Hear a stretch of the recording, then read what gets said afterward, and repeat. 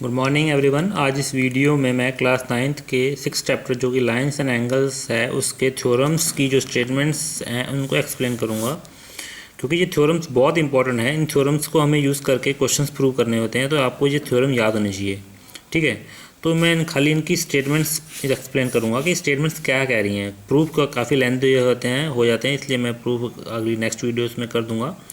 ठीक है, अभी मैं स्टेटमेंट प्रूव कर रहा हूँ। जैसे थ्योरम 6.1 है, कह रहे इफ़ टू लाइन इंटरसेक्ट, अगर दो लाइन इंटरसेक्ट मतलब क्रॉस करके निकल रही हैं ईच अदर एक दूसरे को, then the vertical opposite angle are equal. तो हमें क्या करना है, ये एंगल्स क्या होते हैं, ये एंगल इसके बराबर होगा, ये एंगल इसके बराबर होगा। ये थ्योरम हमें कह रहा है।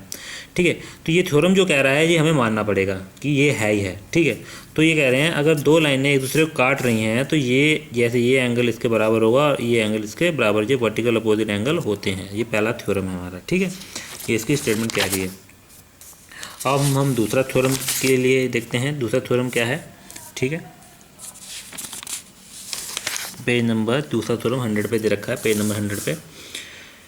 थ्योरम 6.2 कह रहे हैं if a transversal intersect two parallel line. कह रहे हैं अगर जैसे ये दो पैरेलल लाइन है, इसको एक ट्रांसवर्सल इंटरसेक्ट मतलब काटते हुए निकल गई, then each pair of alternate interior angle is equal. तो कह रहे जो जितने भी interior alternate angles, interior alternate angle क्या होते हैं, मैं आपको एक हिंट बताता हूँ। अल्टरनेट एंगल कभी भी देखने हैं पैरेलल लाइंस, वो हमेशा पैरेलल लाइंस में होते हैं। ये दो पैरेलल लाइंस है, यहाँ से ये ट्रांसवर्सल आई, तो कह रहे हैं अल्टरनेट एंगल, जैसे ये एंगल और ये एंगल अल्टरनेट है, ये इन्होंने दे रखे हैं। ठीक, ये देखिए आप जेड लाइक स्ट्रक्चर बनेगा, जेड। ये देखिए मैं पेंसिल मूव कर रहा हूँ, ये एक है जेड लाइक स्ट्रक्चर है। ठीक है, वैसे ही ये एंगल इसके बराबर होगा।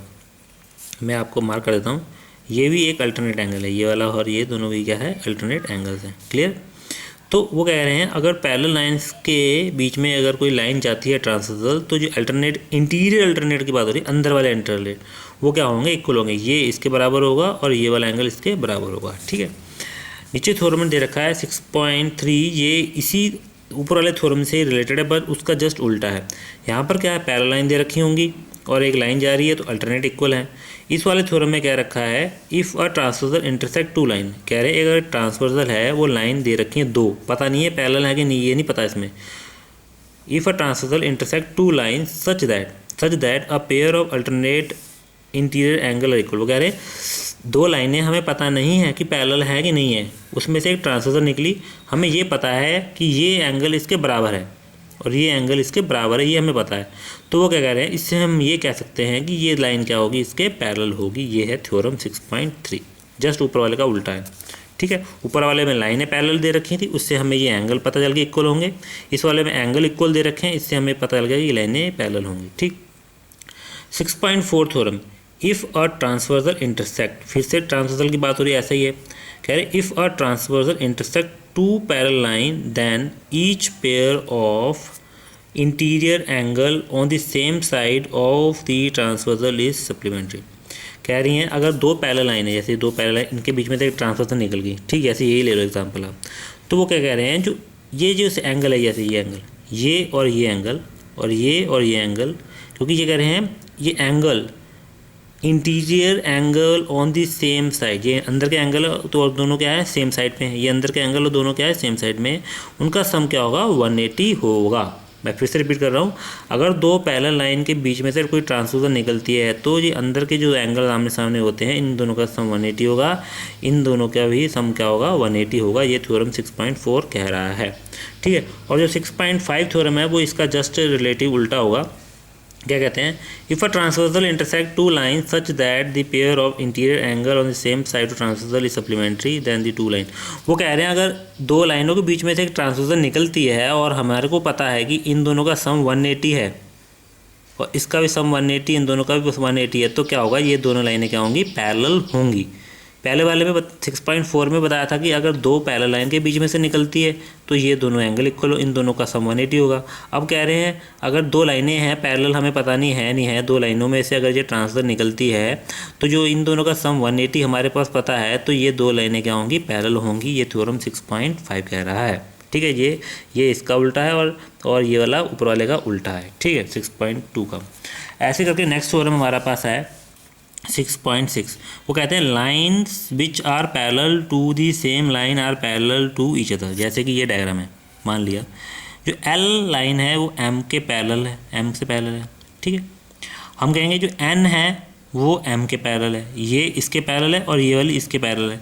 तो थ्योरम कह रहा है कि ये वाली इसके भी पैरेलल होगी, क्योंकि ये जो लाइन है कॉमन है, एल एम के पैरेलल थी और ये एन की भी, एन भी किसके, एम के पैरेलल ही। तो थ्योरम के कहने का मतलब है कि एल भी, जो एल लाइन है वो एन के भी पैरेलल होगी, ये थ्योरम कह रहा है, ठीक है। उसके बाद हम नेक्स्ट थ्योरम देखते हैं। थ्योरम 6.7 दे रखा है, ठीक है। कह रहे हैं sum of the angles of a triangle is 180। वो कहते हैं कि जितने भी एंगल्स होते हैं अंदर ट्रायंगल्स के, इन सब का सम क्या हमेशा क्या होता है, 180 होता है। 180 से ऊपर नहीं जाएगा ना नीचे जाएगा। अगर 3 एंगल ट्रायंगल के अंदर 180 सम 180 है तो वो ट्रायंगल कहलाएगा। अगर 180 से ज़्यादा है तो वो ट्रायंगल नहीं है, कुछ और होगा, ठीक है। ये थ्योरम भी बहुत इंपॉर्टेंट है, आपको याद रखना चाहिए, ठीक। उसके बाद हमारा जो थ्योरम आया है, आई थिंक तो ये थ्योरम लास्ट थ्योरम है जो है 6.8।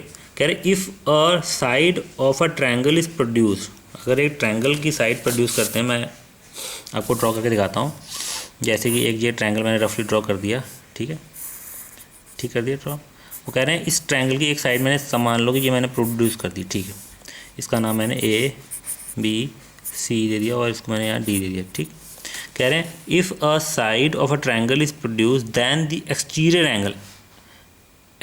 Angle so form is equal to the sum. Exterior angle की बात हो रही है, तो एक्सटीरियर एंगल क्या होता है हमारा, ये बाहर वाला एंगल होता है, ठीक है। वो कह रहे जो एक्सटीरियर एंगल होगा वो किन दो, अंदर के दो एंगल्स के सम्स के बराबर होगा। यहाँ लिखा हुआ है देखो, formed is equal, exterior angle formed is equal to the sum of the two interior opposite. Two interior opposite की बात हो रही है, ऐसे कि ये एंगल और ये एंगल के सम के बराबर होगा। मैं इसको लिखना चाहूँ तो लिख सकता हूँ, ये एंगल 1 है, ठीक, इसके बराबर होगा angle 1 equal to angle A plus angle B के बराबर होगा। ये अकेला एंगल इन दोनों के सम के बराबर है, ये हमारी प्रॉपर्टी होती है एक्सटीरियर एंगल वाली। मैं फिर से रिपीट कर रहा हूँ, if a side of a triangle is produce then the exterior angle so formed is equal to the sum of the two interior opposite angle. तो उसकी जो स्टेटमेंट है उसका कहने का मतलब यही है जो मैं समझा रहा हूँ कि अगर ये ट्रायंगल है, इसको अगर इस साइड को हम एक्सटेंड कर देते हैं या इसको एक्सटेंड कर देते हैं या इसको एक्सटेंड कर देते हैं, वो आप मर्जी है। तो जो बाहर का एंगल होगा वो अकेला एंगल किन के बराबर होगा, इन दोनों के सम के बराबर होगा। अगर मैं जनरल लैंग्वेज में लिखूँ, अगर ये हमारा 100 डिग्री नहीं, बड़ा ही लग रहा है 100 डिग्री से, अगर 120 है तो ये सपोज ये होगा 60 और ये भी होगा 60। तो 60 + 60 किसके बराबर होगा, 180, 120 के बराबर होगा, ठीक है। तो थ्योरम्स मैंने सारे एक्सप्लेन कर दिए हैं, इसमें जो है थ्योरम की स्टेटमेंट सारी एक्सप्लेन कर दी हैं। अगर किसी को कोई डाउट हो, स्टेटमेंट में कोई प्रॉब्लम हो, आप कमेंट करके पूछ सकते हैं, ठीक है। तो जिस थ्योरम बहुत इंपॉर्टेंट है, आपको याद रखने हैं। इन थ्योरम को यूज़ करके हमें क्वेश्चंस हम प्रूव कर सकते हैं। तो बहुत जल्दी मिलते हैं नेक्स्ट वीडियो के साथ, तब तक के लिए bye bye, see you again, take care.